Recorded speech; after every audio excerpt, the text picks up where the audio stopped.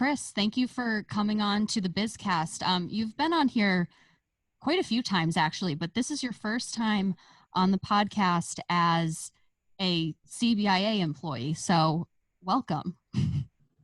Thanks, Shannon, for having me. Yeah, I have been on in my manufacturing role and different board roles that I've had. So I'm a little familiar with it, but I'm very excited to be on as a CBIA family member. Yeah, absolutely. So when this interview is running, when it's published, it's going to be your first week as president and CEO of CBIA. So right now, you're currently getting ready to leave your post as president at Pegasus Manufacturing.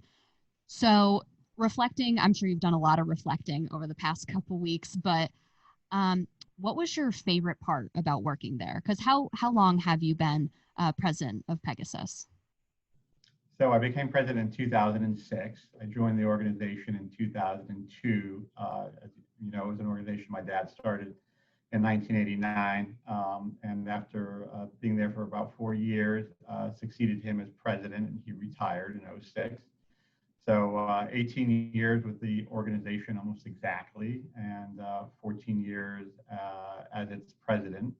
I sold it to Leggett & Platt, Leggett & Platt, a large S&P 500 company, about just under 5 years ago, and has remained president of Pegasus, as well as became our division president. So I oversee our facilities in Seattle and San Diego and a couple of facilities in France. And so my favorite experience as I reflect back, actually has probably been more recently just taking on a bigger role, learning about international business and running an international business, as well as domestic businesses and businesses in other states, and then how Pegasus sizes up to them and best practice shared between them. And reflecting back, I'm really happy at where Pegasus was when we sold it to Leggett & Platt, and they've really been a best practice for some of the other locations. Yeah, absolutely. So on the flip side, what was one of the biggest challenges that you had to face and that you overcame at Pegasus? There's been a few. We had some, down financial years where we had to turn the organization around. Certainly, the 08-09 financial crisis, which affected the civil aerospace market in 09 and 2010. That was a tough time, and it was a really challenging time because we had just worked with Concept in 2008 to develop a 5-year strategic plan that really focused on getting us even more involved in the aerospace market.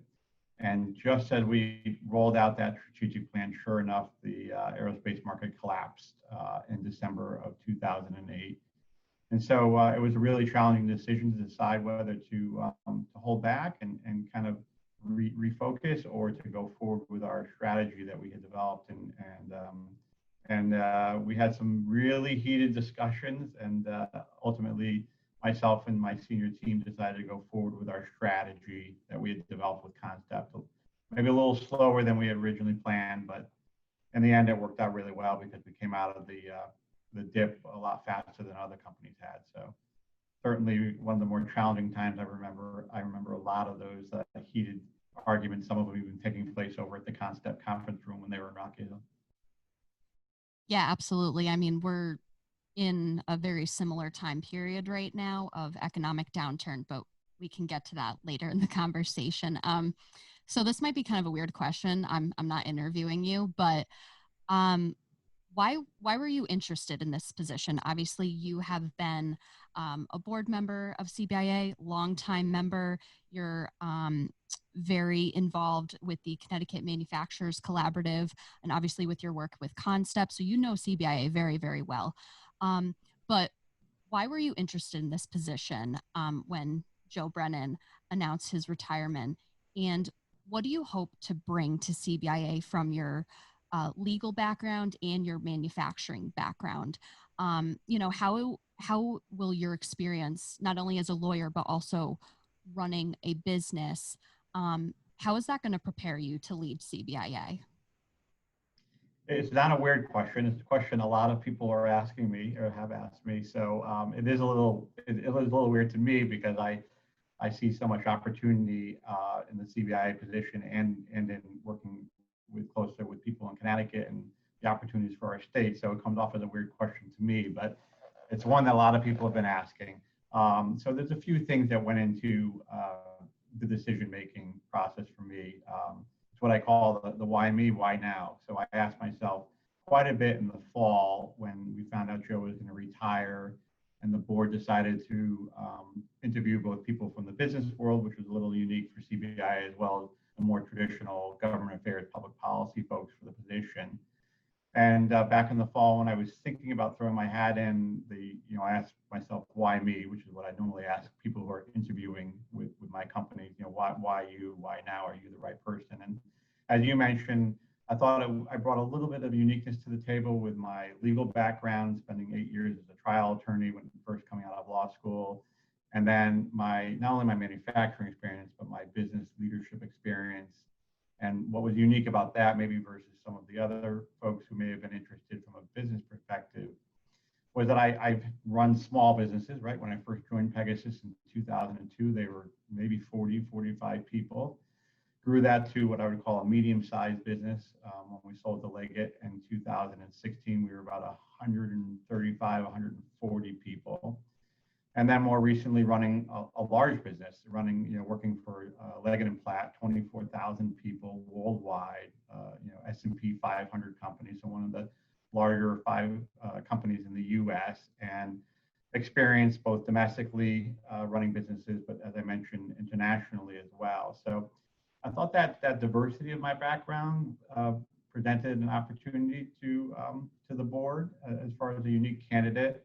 That combined with my experience serving on various boards and working collaboratively with other folks, whether it's the CBIA board or the Connecticut Manufacturers Collaborative or the Manufacturing Innovation Fund. So that was the why me. The why now, it's a really unique time in Connecticut. I've seen over the past few years a lot of organizations and individuals come together to work together more collaboratively than we have maybe in the past 10 or 15 years. And the current administration, Governor Lamont and his administration, bring in people from the private sector, like Josh Gabal, who was a CBIA board member for all of a month before he got pulled into the administration, and David Lehman, who runs the Department of Economic and Community Development, Colin Cooper, who's our first Chief Manufacturing Officer, also a former CBIA board member. So that collaboration and the number of private sector folks getting involved in the public sector, as well as non-for-profits and other board organizations, I thought kind of the ground is really ripe right now for us to further grow and help Connecticut. So that's the reason why I threw my hat in the ring and went off the job. That's the reason why I accepted it, and that's also the reason why I'm really excited about it. Yeah, I mean, we're very glad you're here because I've gotten to know you so well over the past couple of years with my work at CBIA. So I was very excited to hear that you will be taking over at CBIA. So, well, with that, I mean, I wanted to officially welcome you to the CBIA family. It's a great family. So where do you see the biggest opportunities for growth and change in the organization? A lot of things are changing, obviously, with the pandemic. We all had to go remote, and, as with all businesses, things slowed down a little bit. So just with what you know with CBIA, where do you see the biggest opportunities for us to be an even louder voice at the Capitol and also to be that service to businesses? Yeah, let me first say I'm pleasantly surprised at how receptive the folks at CBIA and Concept and Ready CT so far, the ones that I've met in my little listening tour that I've done over the past month or two, how receptive they've been to this change. I'm very accustomed to coming in as a new leader of organizations, whether it was at Pegasus or companies that we acquired or through Leggett and Platt more recently, where I take over for someone who isn't necessarily retiring, right? They've either left or been asked to leave, and the organization is very nervous, a lot of anxiety around a new leader. So far, the folks I've met, which is quite a number, both internally and externally, some of our stakeholders, board members, um, and other folks that we work with have been really receptive of the change. And I think a lot of that credit goes to Joe Brennan. Obviously, he's retiring, so people knew there was going to be a change. It wasn't something we could avoid as an organization. So I think people are a little more receptive to change when it's a retirement. But Joe also laid a great groundwork, whether it was myself or whoever was going to come in, for folks to be really open to the new person. And so I really enjoyed that part. I know it's a honeymoon period, but folks have seemed to really embrace this leadership change. And then relative to what I've listened to and heard, I know the short-term priorities that I want to focus on are in three areas, and they're all linked to each other. As I mentioned on some of our staff calls, the few I've been able to sit on at CBIA, I want to continue the integration that Joe and Bonnie have started of CBIA, Concept, and Ready CT, so our affiliates, what I call the one company, one family organization. That integration, I know, will lead us to the second priority, which is growth. If the more we're integrated, the more we're cross-selling to Concept clients, CBI members, Ready CT stakeholders, whoever it is, the more we're going to grow. Our business will just naturally be better because 1 + 1 in our case equals 4 or 5. It doesn't just equal 3. So I'm really focused on the integration, and from that integration, growing our organization. With that growth, the third priority will be investing, right? Investing in our organization. And to your point about what does that mean for our work at the Capitol and for our business membership, the investment will be in our public policy group. It will be growing that group. It will be being a louder voice at the Capitol. It will make sure that we're connected with our members and our stakeholders and also the administration. As I mentioned, working more collaboratively with everyone. So those are really my short-term, near-term priorities is integrate, invest, and grow. Yeah, absolutely. And I'm sure we're going to have hundreds of more conversations about all of those. So I'm really excited to hear more about that. Tailing off of what you were just talking about, being a louder voice at the Capitol.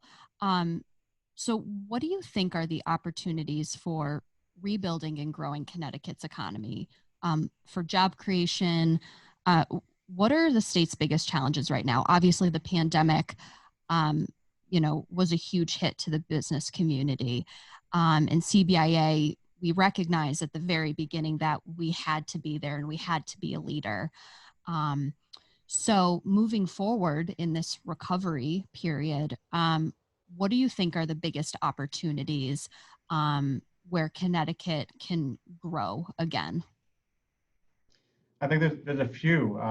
Fortunately, we're in a better place than a lot of other states during this crisis. We're still in it, and hopefully coming out of it.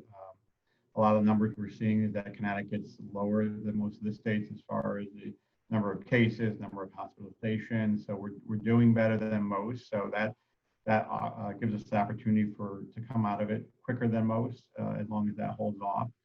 We're also seeing numbers of positive migration for the first time in years into Connecticut. So people obviously from the cities, mostly New York, moving into whether it's Fairfield County, or we're even starting to see some expansion towards New Haven County, Middlesex County, of that relocation. So those are two huge opportunities for us. Financially, we came into the crisis with a fairly good rainy day fund. Obviously, we're looking at budget deficits that may drain all of that, depending what happens with getting monies from the feds. But there's going to be an opportunity that if we handle that deficit right, that we can be a stronger state, ironically, coming out of this crisis than we were going into it, because we were really lagging going into the crisis and our economic growth after coming out of the 2009-2010 recession. So I think there's more opportunity. There's a lot of challenges. There's no doubt about it. There's going to be a lot of challenges. I'm not being Pollyanna about it, but we've got an interesting foundation to be able to springboard off of, that if we work together and make the right decisions, learn from our history, that tax increases don't necessarily drive economic growth and competitiveness, then I think we could really come out of this in an amazing position. Yeah, I would absolutely agree with you on that. Yeah, there's a lot of opportunities here, and we've been able to sustain um, that ingenuity and that ruggedness um, to get through the pandemic. So I'm certainly looking forward as well to working on those issues. So I have rapid fire questions now. I'm taking a card out of Ari Santiago's Made in America podcast, one of his segments. So, and I know that you have been on his podcast before, and I think he's subjected you to this as well. So mine's a little different, but just had to give him That's that. okay. Ari would be very happy that you're stealing something from him, but He I'm glad you're a probably, little. yeah, he probably is. Okay, so a couple of rapid fire questions. What is your favorite ice cream flavor? Believe it or not, it is orange sherbet with hot fudge on Okay, that's really it. weird. Orange and chocolate. Have you ever had a chocolate covered orange? Yeah, it's fine. Okay. I like chocolate and orange together. Yeah. I can't knock you for that. Um, what is your favorite Connecticut beer? Well, if you are a beer drinker, what is your favorite Connecticut beer? My favorite Connecticut beer. What's it? East Brewing. Those guys over there. Oh, back east. Yeah. Thank you. Is it Ice Cream Man? I don't get ice cream there. I Oh, only get ice cream in one place. I get ice cream at Dairy Serve in Durham. oh, okay, all right, cool. Uh, their most famous brew is Ice Cream Man. So I actually talked to the owner Tony on another podcast Oh, a couple months ago. So, okay, well they're a member. So, I know. a little shout And out. Art did that in his podcast. Yeah. Yeah. Um, what is your favorite place in Connecticut, not including your home? Hmm. Um, Probably the place I got married, which is Harkness State Park down in Waterford. Okay. Oh, you got married there? I did. We got married at the little mansion they have there, and it's a beautiful waterfront property that not many people in Connecticut, at least until this podcast, knew about. So when you go down there, you have the place to yourself, and it's a sprawling, beautiful waterfront. You see the ferry go out into London. Oh, wow. Okay. I'm going to have to make a day trip there. Yeah. You might have answered this on Ari's podcast because I know this is another question that he asked, but I need to know as a sports fan. For sports, is it New York or Boston for you? It's all New York, and hopefully, when I do move into the office, there will be some wall space to put some of my memorabilia. I have a lot of Yankee memorabilia. Okay, so baseball, Yankees, football, Giants. Giants. Okay, yes. Hockey's NBA. the Rangers. Hockey's the Rangers. Basketball's the Knicks. Okay, so yeah, it's a little tough. Yeah, okay, yeah, yeah, very tough. Yeah. Okay, that's all. Okay, so all New York. We love that. What is your favorite movie? Um, it's usually between. Yeah, okay, I gotta give you my favorite. Probably The Godfather. Okay, I feel like that's a kind of standard answer.